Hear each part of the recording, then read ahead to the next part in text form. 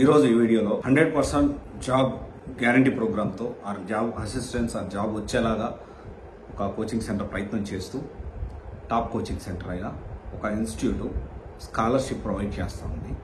దాని గురించిన ఇన్ఫర్మేషన్ అనేది ఈ వీడియోలో షేర్ చేయబోతా ఉన్నాను. అండ్ దానికంటే ముందు ఒక విషయం మీకు చెప్పాలనిపిస్తుంది.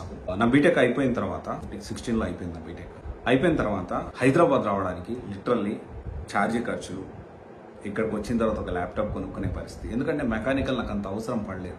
తర్వాత తెలిసింది మెకానికల్ ఎక్కువ ఆపర్చునిటీస్ లేవు, సాఫ్ట్వేర్ సైడ్ మూవ్ అవ్వాలి అని చెప్పి. సో అప్పుడు ల్యాప్టాప్ కోసం ఇక్కడ స్టే చేయడానికి అండ్ ఒక కోర్స్ నేర్చుకోవడానికి లేదన్నా ఖచ్చితంగా ఒక ₹1,00,000 చేతిలో ఉంటాయి.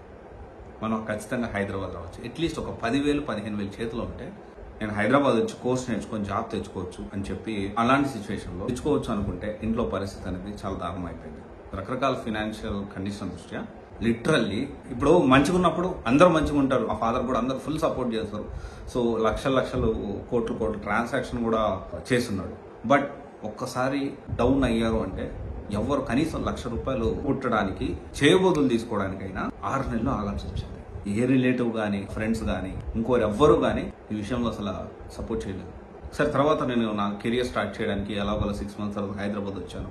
నా ఫ్రెండ్ సపోర్ట్ చేశాడు. స్టెప్ బై స్టెప్ ముందుకు వెళ్తూ వచ్చాను. ఇదంతా నేను ఎందుకు చెప్తున్నానంటే కొన్నిసార్లు చాలా టాలెంటెడ్ ఉంటారు, చాలా కష్టపడాలి, నాకు కూడా చాలా కష్టపడాలి, ఫ్యామిలీ ఇలాంటి సిచ్యువేషన్లో ఉంది, నేను ఏదైనా చేసి మా ఫ్యామిలీని నేను సపోర్ట్ చేయాలి అని చెప్పి కొన్ని రోజులు కాల్ సెంటర్లో కూడా పనిచేశాను. That is whole different thing.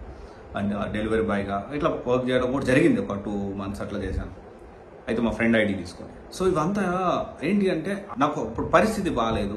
సరైన ఒక్క ఛాన్స్ నేను ఏదన్నా చేయడానికి నాకు ఒక అవకాశం ఏమన్నా దొరుకుతుందా, ఒక ఆపర్చునిటీ ఏమన్నా ఉందా అని చెప్పి, అంటే కొంత ఎవరన్నా సహాయం చేస్తారా అని చెప్పి కొట్టని తలుపు లేదు, ఫోన్ చేయని నెంబర్ లేదు.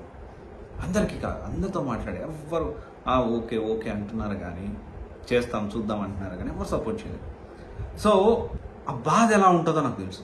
సో ఈరోజు దానికి సంబంధించి అలాగా చాలా మంది స్టూడెంట్స్ కూడా సార్ నా దగ్గర పరిస్థితి బాగాలేదు, నేను బేసిక్గా నేను చేసే ఏదైతే కెరీర్ కౌన్సిలింగ్ ఉందో మన టీంని కానీ ఇవంతా మనం మేనేజ్ చేయాలి. సో అది ఎంత అర్థం కాకపోయి ఉండొచ్చు.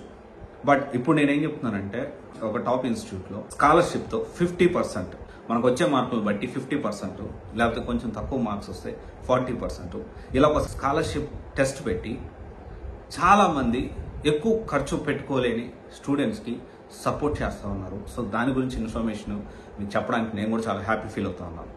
అండ్ ఏవే కోర్సులు, ఎలిజిబిలిటీ క్రైటీరియా, అండ్ ఆల్సో ఇది ఎంతవరకు ప్లాన్ చేసుకోవచ్చు, ఎలా ప్లాన్ చేసుకోవచ్చు అనే దాని విషయంలో మనం డిస్కస్ చేసుకుందాము. First of all eligibility criteria విషయానికి వస్తే పాస్డ్ అవుట్ ఇయర్ వచ్చేసి అప్ టు 2016, అంటే 2016 వరకు కూడా ట్రైన్ చేసి డేటా సైన్స్ అండ్ డేటా అనలిటిక్స్లో 100% జాబ్ వచ్చేలాగా ఇన్స్టిట్యూట్ అనేది మీకు సపోర్ట్ చేస్తుంది.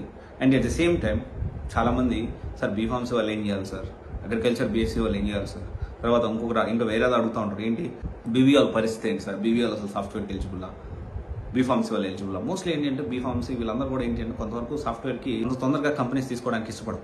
బట్ వీళ్ళు ఏం చేస్తున్నారంటే ఈ అగ్రికల్చర్ రిలేటెడ్ ప్రాజెక్ట్స్లో ఏమైనా ఉంటే అలాంటి కంపెనీస్ సెలెక్ట్ చేసి ఈ ఏజీబీఎస్ వాళ్ళని పంపించడం జరుగుతుంది.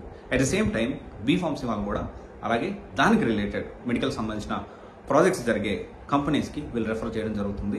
అండ్ 100% ఇక్కడ మనం అర్థం చేసుకోవాల్సిన విషయం ఏంటి అంటే ఇది ఇన్స్టిట్యూట్ యొక్క ఎఫర్ట్ ఎంత ఉంటుందో దానికి 200% క్యాండిడేట్ ఎఫర్ట్ కూడా చాలా ఇంపార్టెంట్ ఇక్కడ. అండ్ కంప్లీట్గా ఏమనుకుంటారంటే చాలామంది కోర్స్ జాయిన్ అయిపోయాను నువ్వు 100% జాబ్ వస్తుందంటే అట్లా కాదు. కోర్స్ జాయిన్ అయినా నీకు కొంత వాళ్ళు స్కాలర్షిప్ ప్రొవైడ్ చేస్తున్నారు. ఆ ఆపర్చునిటీని కరెక్ట్గా యూటిలైజ్ చేసుకొని మీరు ముందుకెళ్తే డెఫినెట్లీ సక్సెస్ అవుతారు. అండ్ దీనికి సంబంధించి ఫర్దర్ ఇన్ఫర్మేషన్, సో ఇది ఇన్స్టిట్యూట్ నేమ్ వచ్చేసి 360 Digit TMG which is located in Bengaluru, Hyderabad and Chennai as well. And ఆన్లైన్లో ఆఫ్లైన్లో ఇక్కడ ఈ 3 దగ్గర ఈ 3 సెంటర్స్లో బ్రాంచెస్లో ఆపరేషన్స్ అనేవి జరుగుతూ ఉన్నాయి. ఆన్లైన్లో ఈ ఎగ్జామ్ అనేది జరుగుతూ ఉంది. ఒకవేళ మేము అక్కడ లేము, వేరే దగ్గర ఉన్నాము, నేను ఆన్లైన్లోనే వర్చువల్గా తీసుకొని నేను జాబ్ కోసం ట్రై చేస్తాను, ఈ హాస్టల్ ఎక్స్పెన్సెస్ కూడా నేను తగ్గించుకోవాలనుకుంటున్నా అంటే ఖచ్చితంగా ప్లాన్ చేసుకోవచ్చు. అండ్ ఇంకొక విషయం వచ్చేసి ఏంటి అంటే వీళ్ళకి కంపెనీస్ కూడా టైఅప్ అయి ఉన్నాయి. సో ఇదంతా ఒకసారి ఆలోచించి అండ్ మీరు డెసిషన్ తీసుకోండి. డెఫినెట్లీ ఒక మంచి ఆపర్చునిటీ. ఎందుకంటే ఆపర్చునిటీ దొరకకపోతే ఎవరు ఎంత టాలెంటెడ్ అయినా కానీ లైఫ్లో కెరియర్లో ముందుకెళ్ళడం చాలా కష్టం. అండ్ ఫర్దర్ ఇన్ఫర్మేషన్ కోసం సో మీరు డైరెక్ట్గా ఇన్స్టిట్యూట్ని కాంటాక్ట్ అవ్వండి.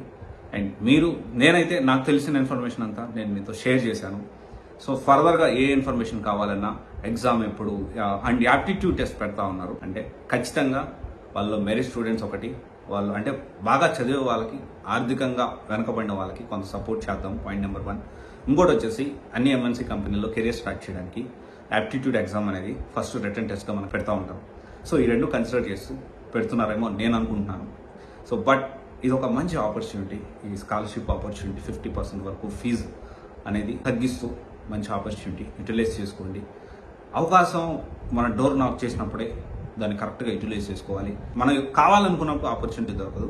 ఆపర్చునిటీ ఉన్నప్పుడే మనం ప్రాపర్గా ప్లాన్ చేసుకోవాలి, దాన్ని యూటిలైజ్ చేసుకోవాలి. ఆలోచించండి. All the best guys. Thank you.